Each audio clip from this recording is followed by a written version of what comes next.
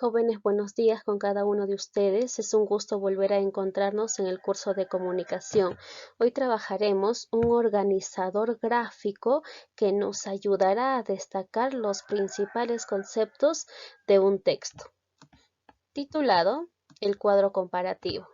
¿Cuál es el propósito de nuestra sesión? Es construir organizadores gráficos, en esta oportunidad cuadros comparativos, que sinteticen el contenido de un texto.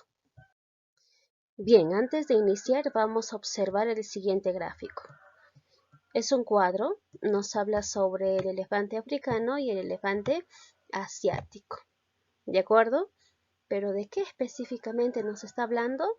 De su tamaño, de su frente, en este caso sus orejas y algunas semejanzas que se establece entre estos dos animales, ¿no? Ahora leamos las preguntas. ¿Cuáles son los subtemas que se han considerado en el gráfico? Excelente. ¿Cuáles son los subtemas? Hay dos subtemas, elefante africano y elefante asiático. ¿Cuáles son las características de un cuadro comparativo? Allá. Entonces podemos deducir que el gráfico que estamos observando es un cuadro comparativo. ¿Ya? ¿Cuáles son las características? ¿Alguien conoce? Bien, chicos, entonces hoy vamos a tratar sobre el cuadro comparativo. Cuando necesitamos confrontar dos o más elementos a partir de sus características y así establecer semejanzas y diferencias, podemos utilizar organizadores gráficos como los cuadros comparativos. ¿Qué es un cuadro comparativo? Es un organizador de la información que sirve para realizar comparaciones. ¿Pero qué tipo de comparaciones? Semejanzas y diferencias, no te olvides.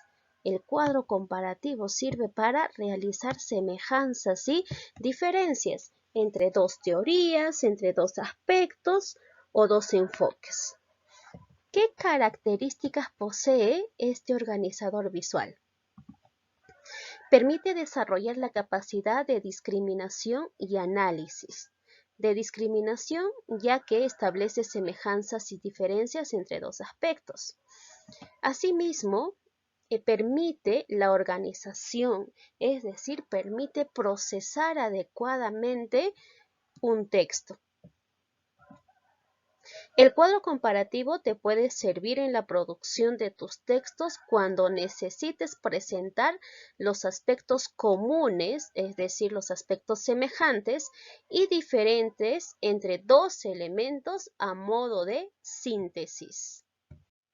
En consecuencia, podemos decir que el cuadro comparativo es una estrategia que permite identificar las semejanzas y diferencias de dos o más objetos o hechos. ¿Qué elementos posee un cuadro comparativo? Vamos a iniciar con los elementos de contenido y posteriormente trabajaremos los elementos de forma de un cuadro comparativo. Veamos, observemos aquí. Los elementos de contenido están formados por las etiquetas. ¿Qué son las etiquetas? Son los subtítulos de la lectura. En este caso están en esta parte, donde dice tema 1 y tema 2. Aquí se van a ubicar los subtítulos de la lectura. Por ejemplo, si yo quiero diferenciar o realizar un cuadro comparativo sobre el mito y la leyenda, en el tema 1 colocaría el mito y en el tema 2 la leyenda. Ya, esos son las etiquetas. Continuamos, los enunciados. ¿Qué son los enunciados? Es la unidad comunicativa que posee sentido completo y está formada por una palabra o un grupo de palabras. Dentro de acá, a ver, observen, lo voy a resaltar de color amarillo. En estas partes que estoy subrayando se van a ubicar los enunciados. ¿Qué son los enunciados? Son palabras o conjunto de palabras que poseen sentido completo. ¿Está bien? Ahí van a estar los enunciados. Los elementos de forma. Los cuadros comparativos están formados por columnas. ¿Y cuáles son las columnas? A ver, veamos. Son los que poseen los temas o conceptos a comparar. Muy bien, ¿qué voy a comparar? El mito y la leyenda. Entonces, esta de acá sería la columna. Estas dos de acá. Tanto tema 1 y tema 2. Aquí se ubican los temas que voy a comparar. Mito y leyenda en este caso, ¿no? Y las filas. ¿Qué son las filas? Contienen los criterios o aspectos a comparar. Muy bien, aquí están los criterios. Criterio 1, criterio 2, criterio 3 y el siguiente criterio que son las semejanzas. En este caso, del criterio 1 al criterio 3 están las diferencias entre de estos dos temas, ¿ya? ¿Qué diferencias puedo establecer entre el mito y la leyenda?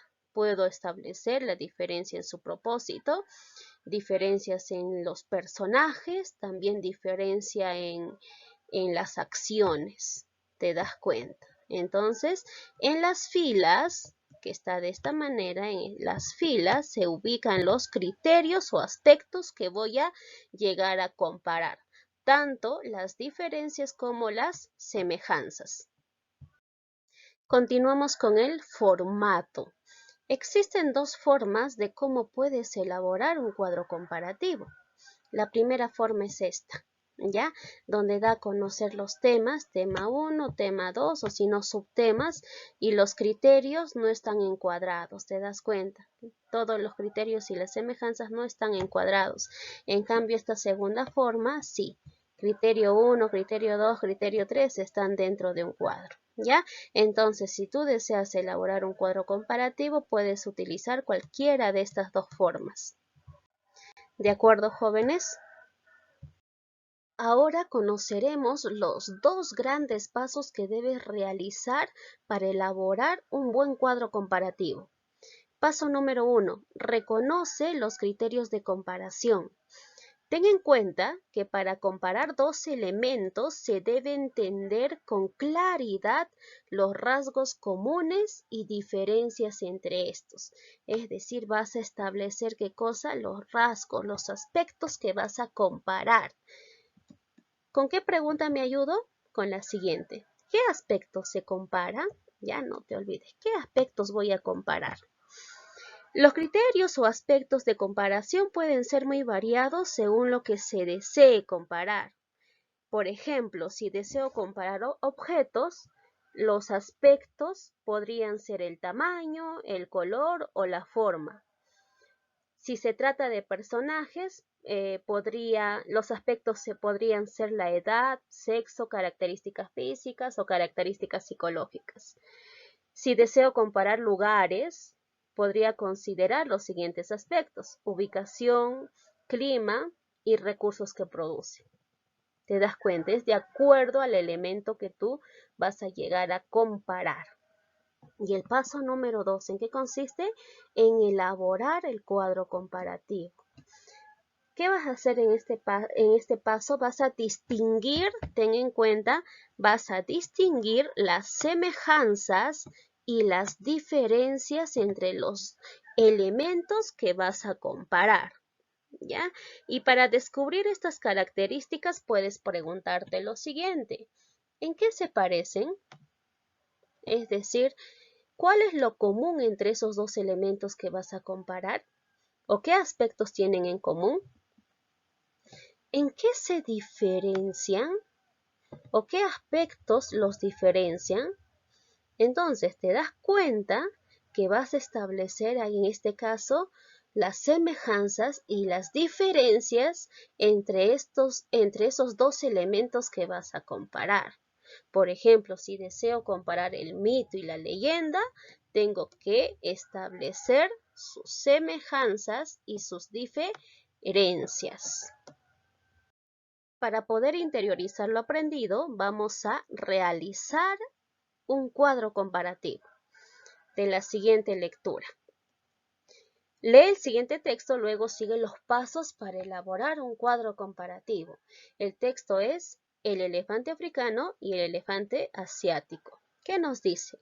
El elefante africano y el elefante asiático tienen un aspecto general muy similar.